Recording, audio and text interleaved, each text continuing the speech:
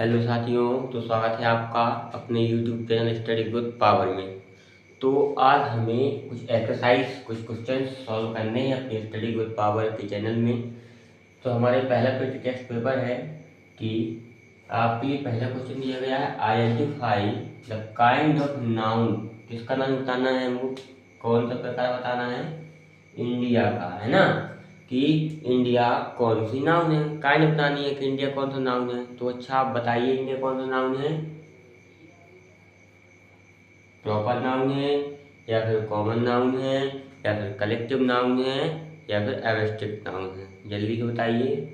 चलिए देखिए, तो जो इंडिया है, इंडिया क्या है, एक नाम है इंडिया। वो किसका नाम है, एक कंट्री का नाम है ना। तो हमने क्या बोला था, कोई पार्टिकुलर नेम, कोई पार्टिकुलर नेम या फिर कोई पार्टिकुलर प्लेस, ठीक है, कोई विशेष स्थान, या फिर सीधे एक बात मान लो कि जो इस दुनिया में केवल एक है, ठीक है। एक क्या है, इंडिया। इंडिया तो एक ही है ना। तो क्या आएगा हमारा, इंडिया क्या है, भारत। भारत मात्र एक ही है, क्या और कोई है क्या, भारत नहीं।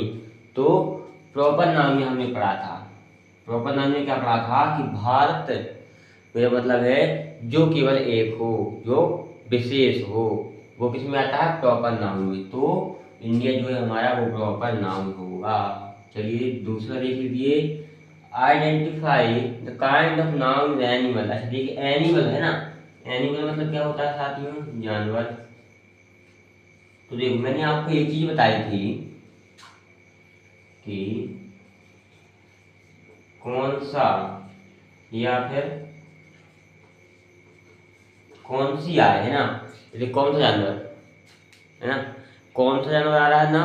तो जानवर क्या करता है, एक जाति बताता है ना, क्या करता है, एक जाति बताता है, ठीक है। तो इस जानवरों की जाति बता रहा कि गाय भी हो सकती, बैल भी हो सकता है ना। हाँ, तो जाति बताने का कार्य कौन करता है, कॉमन नाउन। कि प्रॉपर नाउन करता है, नहीं। जो प्रॉपर नाउन क्या करता है, proper noun particular name place, कोई विशेष नेम या फिर जो कि इस केवल वन हो, ठीक है, एक हो। और कॉमन नाउन क्या करता है, जाति को बताता है, ठीक है। कि जैसे मैंने बोला बॉय, तो लड़कों की जाति बता रहा है ना। ये देखिए, जैसे मैंने बोला कलेक्टिव नाउन क्या है। कलेक्टिव नाउन क्या है तो आपको पता होगा। कलेक्टिव नाउन ग्रुप में, जो ग्रुप में होते हैं, जैसे आर्मी, आर्मी ग्रुप में होती है। जैसे मैंने क्लास, बहुत सारे बच्चे की क्लास लगते हैं ना। एब्स्ट्रैक्ट नाउन, एब्स्ट्रैक्ट नाउन मतलब क्या होता है साथियों, क्या होता है एब्स्ट्रैक्ट नाउन मतलब भाववाचक, जिसे हम महसूस करते हैं ना, फील करते हैं, जिसे हम देख नहीं सकते, ठीक है। जल्दी इतना नोट कर लीजिए।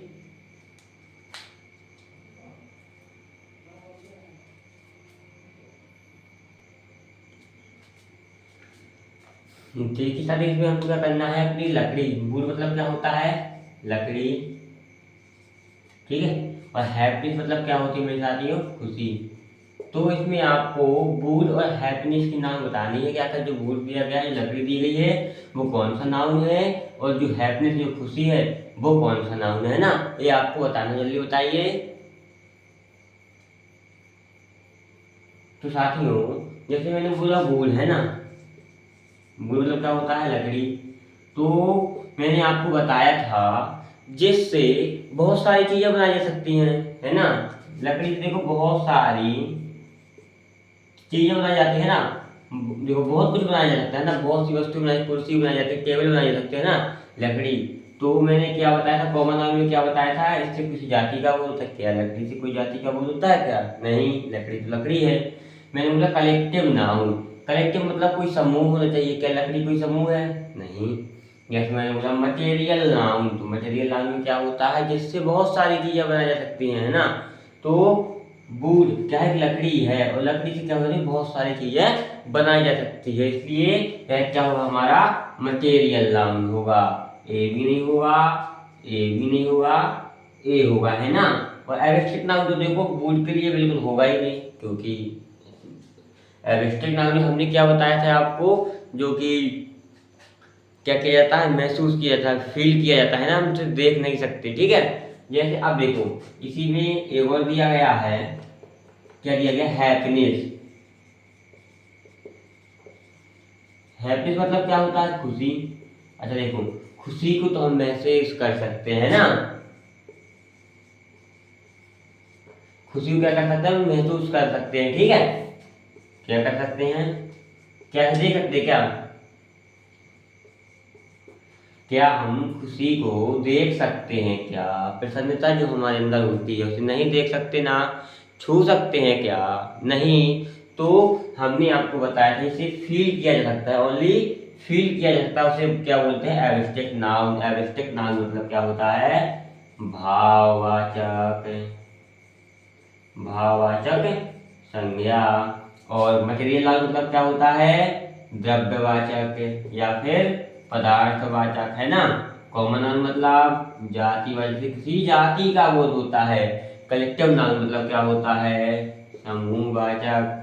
आया समझ में कि नहीं, जैसे मैंने बोल दिया होता आर्मी, ठीक है, जैसे मैंने बोल दिया होता क्लास, तो जो आर्मी है, जो क्लास है, वो किस में आ जाते, वो हमारे कलेक्टिव नाउन में आ जाते।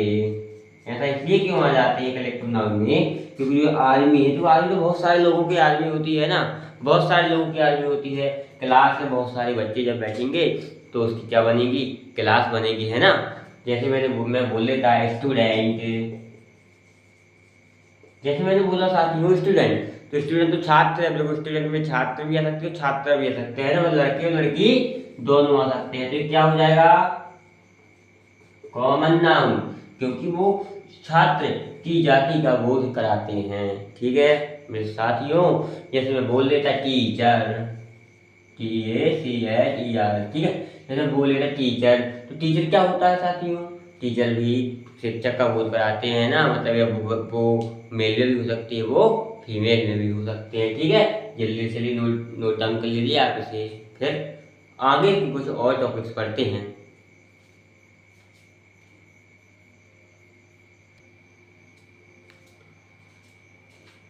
अच्छा देखिए साथियों, अब हमारे जो कि अगला हम जेंडर की कुछ टॉपिक्स लेके आए हैं, जेंडर कुछ एग्जाम्पल लेके आए हैं कि आखिरकार वो एग्जाम में कैसे मतलब कैसे पूछ सकता है ना। तो कैसे पूछ सकता है, जैसे मैं एग्जाम में आ सकता है कि फेमिनाइन जेंडर ऑफ नेफ्यू, जो नेफ्यू है नेफ्यू है ना, नेफ्यू का क्या बताना है हमको यहाँ पे, फेमिनाइन जेंडर। अच्छा एक बार बताइए, मैंने आपको, अच्छा पहले इसको आप सॉल्व करके बताइए, चलिए कमेंट में बता दिए जल्दी। Masculine gender of made, made का ही मैस्कुलाइन जेंडर आप कमेंट में बता दीजिए, फिर मैं आपको समझाता हूँ।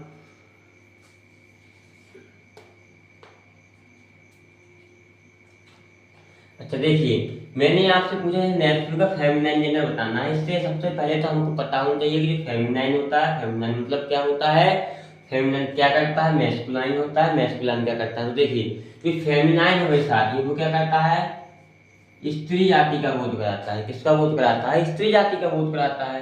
और जो मैस्कुलाइन होता है वो पुरुष जाति का बोध कराता है, इतना आपको पता होना चाहिए।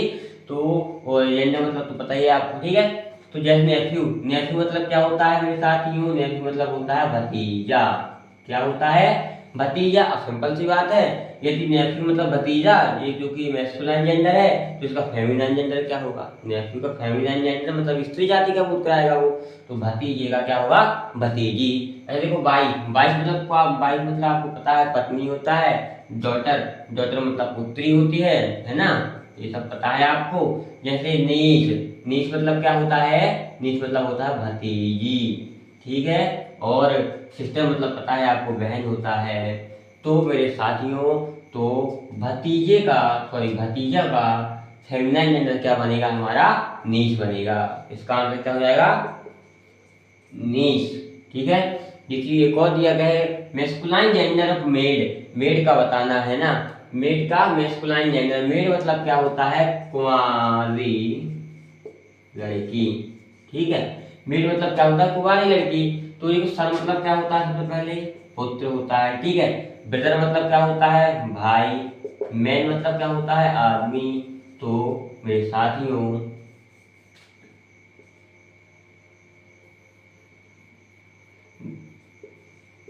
मेरे साथियों, तो बैचलर मतलब क्या होता है, कुंवारा लड़का। अच्छा ये बताओ आप, ये कुंवारी लड़की, मेरे मतलब मैंने क्या बताया आपको, कुंवारी लड़की, तो कुमारी लड़की किसका बोध करा रही है? लड़की है, मतलब फेमिनाइन जेंडर का बोध करा रही है ना। फेमिनाइन मतलब स्त्री जाति का बोध करा रही है, तो हमको इसका मेस्कुलाइन लिखना है। मेस्कुलाइन मतलब जो पुरुष जाति का बोध कराए, तो पुरुष जाति का बोध कौन कराता है? कुंवारा लड़का। तो भाई तो हो नहीं जाएगा, है ना, कि आदमी हो जाएगा, नहीं, कुंवारा लड़का। हाँ, यदि मैंने बोल दिया होता कि मैन का क्या है, मैन का फेमिनाइन जेंडर क्या है, तो मेरे साथियों वो आप हमको कमेंट में लिख के बताओ, ठीक है। जल्दी से मैन का फेमिनाइन जेंडर आप हमको कमेंट में बताएंगे। जल्दी से जल्दी इतना नोट कर लीजिए, फिर और एग्जांपल्स हम पढ़ते हैं। जल्दी कर लीजिए नोट डाउन।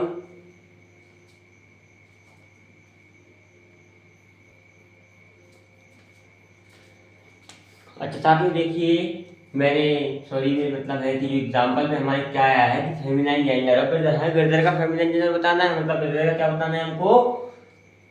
फेमिनाइन जेंडर, है ना। ब्रदर मतलब क्या होता है, सबको पता है, भाई। तो भाई का तो फेमिनाइन जेंडर बनेगा, आपको क्या बनेगी? बहन होगी, है ना। और बहन किसको मतलब होता है? सिस्टर, ठीक है। कभी कभी ऐसे भी एग्जाम में पूछ लेता है और आपको ऑप्शन नहीं देता है, जैसे feminine gender of fox. Fox मतलब क्या होता है? लोमड़ी। क्या होता है मेरे साथी फॉक्स मतलब? तो आप इसे हमें कमेंट में बताइए, कमेंट में बताइए कि मादा लोमड़ी, है ना। इसका जो फेमिनिन बनेगा वो क्या बनेगा? मादा लोमड़ी। को इंग्लिश में क्या कहते हैं? मादा लोमड़ी को इंग्लिश में क्या कहते हैं बताइए।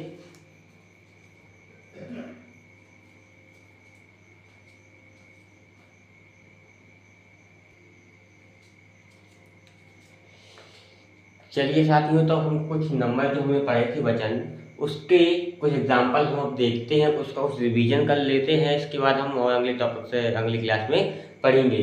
तो जैसे एग्जाम में आ सकता है आपका which is the plural form of fox. तो फॉक्स का प्लूरल फॉर्म क्या है, फिर में से कौन सा है, ठीक है। तो अच्छा बताओ, फॉक्स का प्लूरल फॉर्म क्या है? फॉक्स का प्लूरल फॉर्म बताओ। बहुवचन बताना है ना। प्लूरल मतलब क्या होता है? बहुवचन।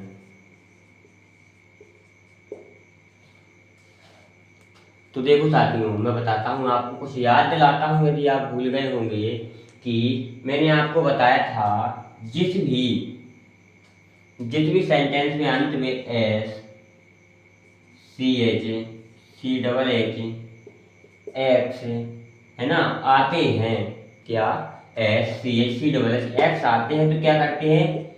ई एस लगाकर क्या बना देते हैं मेरे साथियों? प्लूरल बना देते हैं ना।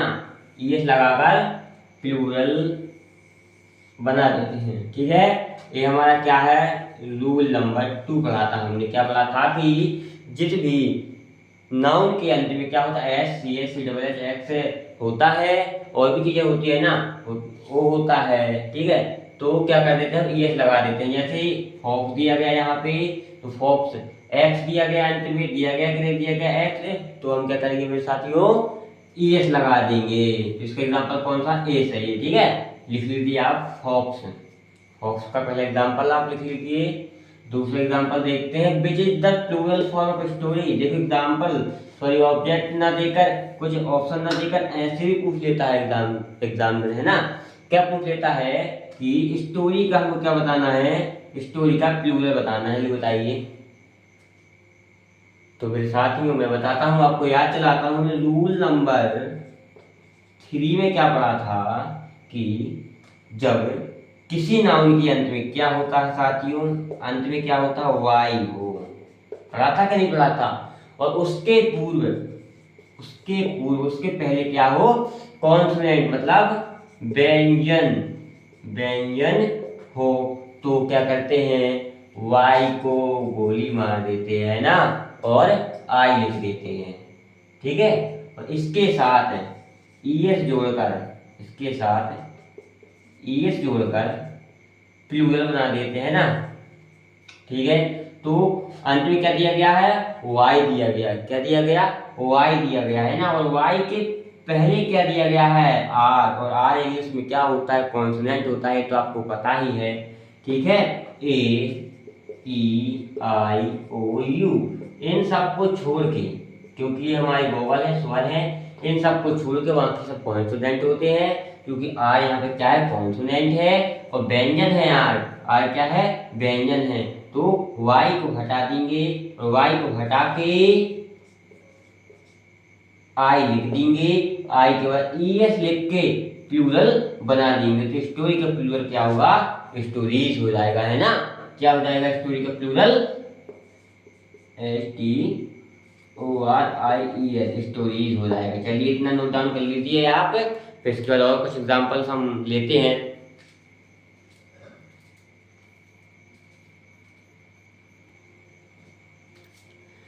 अच्छा देखिए साथियों, कभी कभी एग्जाम में कुछ इस प्रकार से पूछ लेता है कि आपको एक और सिमिलर दिए होंगे और एक और आपको क्या लिखना पड़ेगा, प्लूरल लिखना पड़ेगा। यहाँ पे क्या लिखना पड़ेगा, आपको प्लूरल लिखना पड़ेगा। चलिए समझते हैं इसके प्लूरल क्या होते हैं। कुछ तो आप बता दीजिए, कुछ मैं बता देता हूँ आपको। आरबी, क्योंकि देखो सबसे पहले क्या देखना है, क्या दिया गया है, वाई दिया गया। हम रूल नंबर अपने थ्री में क्या पढ़ा था कि जिस नाउन के अंत में वाई दिया होता है, क्या पढ़ा था, जिस नाउन के अंत में वाई दिया होता है उसके पूर्व क्या दिया होता है, व्यंजन। एन क्या है, कॉन्सोनेंट से व्यंजन है। तो हम क्या करते हैं, वाई को हटाकर आई लगा देते हैं ना और ईएस जोड़ देते हैं, तो क्या बन जाता है हमारा, प्लूरल बन जाता है। इतना आया समझ मेरे साथियों। एक और एग्जांपल देखते हैं, वो ना आया होगा समझ में। तो हाफ दिया गया है और मैंने आपको रूल नंबर 5 में बताया होगा कि जिस भी नाउन के अंत में क्या दिया रहता है, एफ या फिर FE दिया हो, तो क्या करते हैं, एफ को गोली मार के VES जोड़ देते हैं, एफ को गोली मार के VES जोड़ देते हैं। एक और देखिए, जैसे दिया गया है की मतलब तो पता है आपको क्या होता है, ठीक है, क्या भी होता है ना। जैसे दिया गया है की, अब सबसे पहले देखिए क्या दिया गया है, वाई दिया गया, वाई लास्ट में देखिए क्या दिया गया है ना, वाई लास्ट का वर्ड हमको देखना है, लास्ट का वर्ड, ठीक है। क्या दिया गया साथियों, वाई दिया गया, वाई के पूर्व क्या कोई व्यंजन दिया गया, क्या ई व्यंजन है। हमने क्या बताया था आपको, AEIOU क्या है, सब वोवेल्स है ना, क्या है साथियों, स्वर है। तो एक और नियम आपने पढ़ा होगा, रूल नंबर 4 में पढ़ा होगा आपने कि यदि वाई के पूर्व क्या है, स्वर है, वोवल है, तो क्या कर देते हैं, एस लगाकर ही प्लूरल बनाते हैं। एस लगा क्या करते हैं मेरे साथियों, प्लूरल बनाते हैं। इतना आप नोट डाउन कर लीजिए, फिर मैं आपको कुछ यहाँ पे लिख के देता हूँ और आपको कमेंट में करके स्क्रीनशॉट लेके, ठीक है, भेजना है मेरे को, है ना, बताना है आपको। जल्दी से इतना नोट डाउन कर लीजिए, इस प्रकार एग्जाम में आ जाते हैं।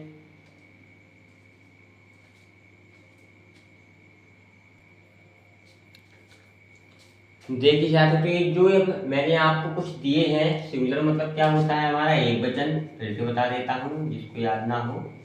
प्लूरल मतलब होता है बहुवचन, ठीक है। तो ये आपको कमेंट में या फिर घर में किसी रफ में करना है, सॉल्व करना है ना, इसे किसी कॉपी में सॉल्व करना है। इसको सॉल्व कीजिए, इसको सॉल्व कीजिए, इसको सॉल्व कीजिए, इन सबको क्या करना है, हमको प्लूरल बताना है। और इनमें से किसी एक का भी प्लूरल बता के आपको मेरे साथियों कमेंट में बताना है ना। इनमें से किसी भी एक